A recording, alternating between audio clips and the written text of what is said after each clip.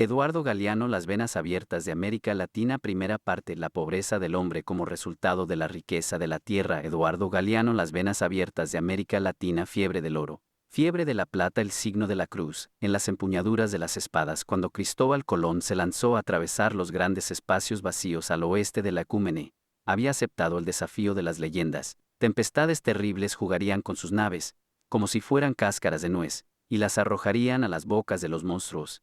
La gran serpiente de los mares tenebrosos, hambrienta de carne humana, estaría al acecho. Solo faltaban 1000 años para que los fuegos purificadores del juicio final arrasaran el mundo, según creían los hombres del siglo XV chica, y el mundo era entonces el mar Mediterráneo con sus costas de ambigua proyección hacia el África y Oriente. Los navegantes portugueses aseguraban que el viento del oeste traía cadáveres extraños, y a veces arrastraba leños curiosamente tallados, pero nadie sospechaba que el mundo sería, pronto, asombrosamente multiplicado. América no solo carecía de nombre, los noruegos no sabían que la habían descubierto hacía largo tiempo, y el propio Colón murió, después de sus viajes, todavía convencido de que había llegado al Asia por la espalda. En 1492, cuando la bota española se clavó por primera vez en las arenas de las Bahamas, el almirante creyó que estas islas eran una avanzada del Japón. Colón llevaba consigo un ejemplar del libro de Marco Polo, cubierto de anotaciones en los márgenes de las páginas. Los habitantes de Zipango, decía Marco Polo, poseen oro en enorme abundancia, y las minas donde lo encuentran no se agotan jamás. También hay en esta isla perlas del más puro oriente en gran cantidad. Son rosadas, redondas y de gran tamaño, y sobrepasan en valor a las perlas blancas. La riqueza de Zipango había llegado a oídos del gran Khan Kublai. Había despertado en su pecho el deseo de conquistarla. Él había fracasado. De las fulgurantes páginas de Marco Polo se echaban al vuelo todos los bienes de la creación.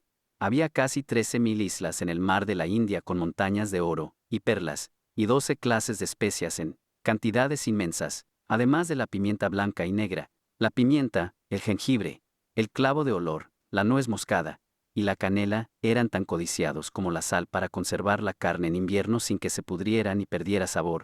Los reyes católicos de España decidieron financiar la aventura del acceso directo a las fuentes, para liberarse de la onerosa cadena de intermediarios y revendedores que acaparaban el comercio de las especias y las plantas tropicales, las muselinas y las armas blancas que provenían de las misteriosas regiones del Oriente. El afán de metales preciosos, medio de pago para el tráfico comercial, impulsó también la travesía de los mares malditos. Europa entera necesitaba plata.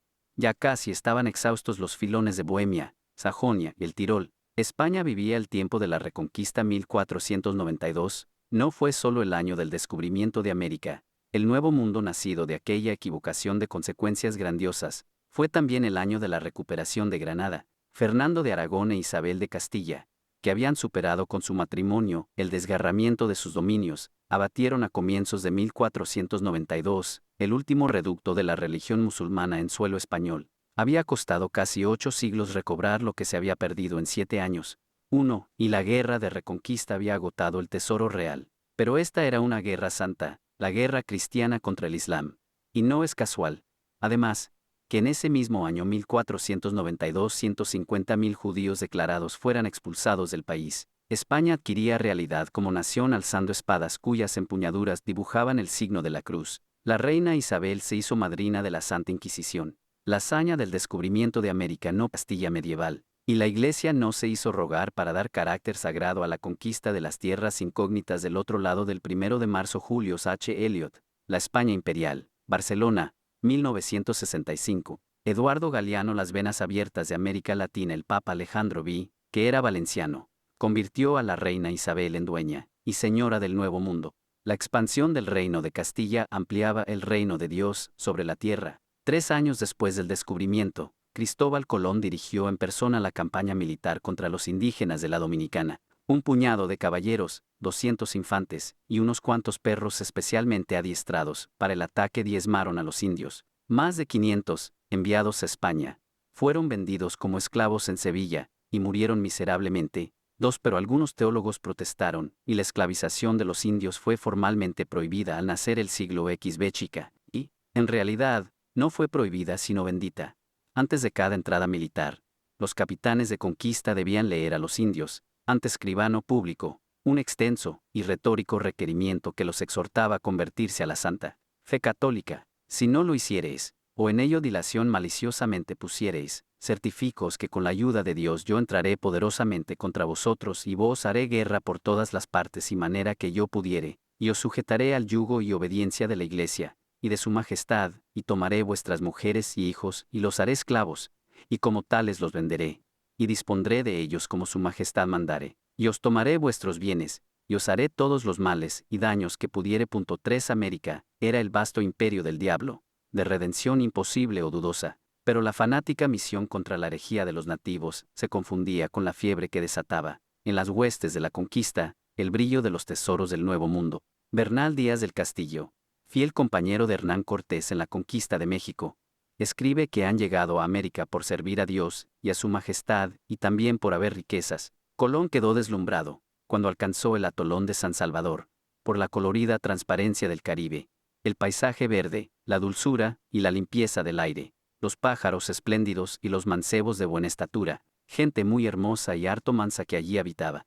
Regaló a los indígenas unos bonetes colorados y unas cuentas de vidrio que se ponían al pescuezo, y otras cosas muchas de poco valor, con que hubieron mucho placer, y quedaron tanto nuestros que era maravilla. Les mostró las espadas, ellos no las conocían, las tomaban por el filo, se cortaban. Mientras tanto, cuenta el almirante en su diario de navegación, yo estaba atento y trabajaba de saber si había oro, y vi de que algunos de ellos traían un pedazuelo colgando en un agujero que tenían a la nariz, y por señas pude entender que yendo al sur o volviendo la isla por el sur, que estaba allí un rey que tenía grandes vasos de ello, y tenía muy mucho, porque del oro se hace tesoro, y con él quien lo tiene hace cuanto quiere en el mundo, y llega que echa las ánimas al paraíso. En su tercer viaje Colón seguía creyendo que andaba por el mar de la China, cuando entró en las costas de Venezuela. Ello no le impidió informar que desde allí se extendía una tierra infinita que subía hacia el paraíso terrenal. También Américo Vespucio, explorador del litoral de Brasil, mientras nacía el siglo XB chica, y relataría a Lorenzo de Médicis, los árboles son de tanta belleza y tanta blandura que nos sentíamos estar en el paraíso terrenal. 4 Con despecho escribía Colón a los reyes, desde Jamaica, en 1503, cuando yo descubrí las Indias, dije que eran el mayor señorío rico que hay en el mundo. Yo dije del oro, perlas, piedras preciosas, especierías, una sola bolsa de pimienta valía, en el medioevo, más que la vida de un hombre, pero el oro y la plata eran las llaves que el Renacimiento empleaba para abrir las puertas del paraíso en el cielo, y las puertas del mercantilismo capitalista en la tierra. La epopeya de los españoles y los portugueses en América combinó la propagación de la fe cristiana con la usurpación y el saqueo de las riquezas nativas. El poder europeo se extendía para abrazar el mundo. Las tierras vírgenes, densas de selvas y de peligros, encendían la codicia de los capitanes, los hidalgos caballeros, y los soldados en harapos lanzados a la conquista de los espectaculares botines de guerra. Creían en la gloria, el sol de los muertos, y en la audacia. A los osados ayuda fortuna, decía Cortés. El propio Cortés había hipotecado todos sus bienes personales para equipar la expedición a México, salvo contadas excepciones como fue el caso de Colón o 2 Capitán y Henry Loring. El trabajo en América, antes y después de Colón.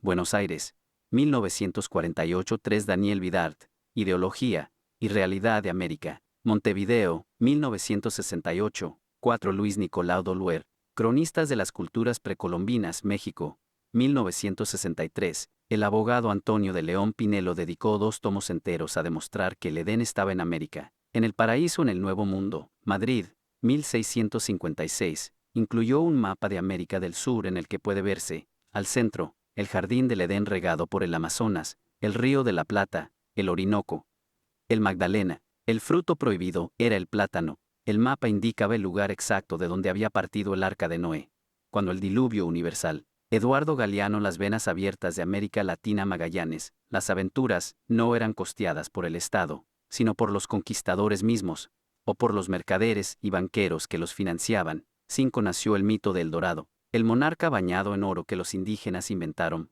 para alejar a los intrusos.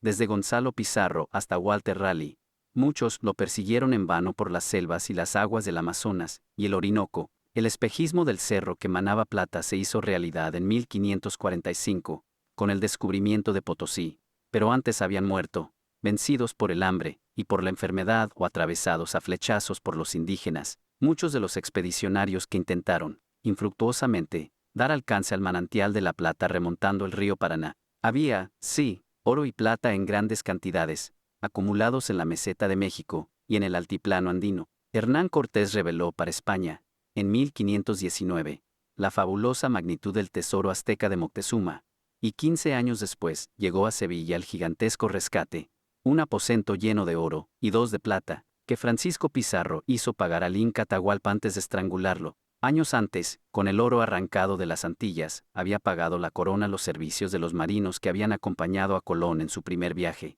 6. Finalmente, la población de las islas del Caribe dejó de pagar tributos, porque desapareció. Los indígenas fueron completamente exterminados en los lavaderos de oro, en la terrible tarea de revolver las arenas auríferas con el cuerpo a medias sumergido en el agua, o roturando los campos hasta más allá de la extenuación, con la espalda doblada sobre los pesados instrumentos de labranza traídos desde España. Muchos indígenas de la Dominicana se anticipaban al destino impuesto por sus nuevos opresores blancos, mataban a sus hijos, y se suicidaban en masa. El cronista oficial Fernández de Oviedo interpretaba así, a mediados del siglo XV chica, el holocausto de los antillanos, muchos de ellos, por su pasatiempo, se mataron con ponzoña por no trabajar, y otros se ahorcaron por sus manos propias. 7.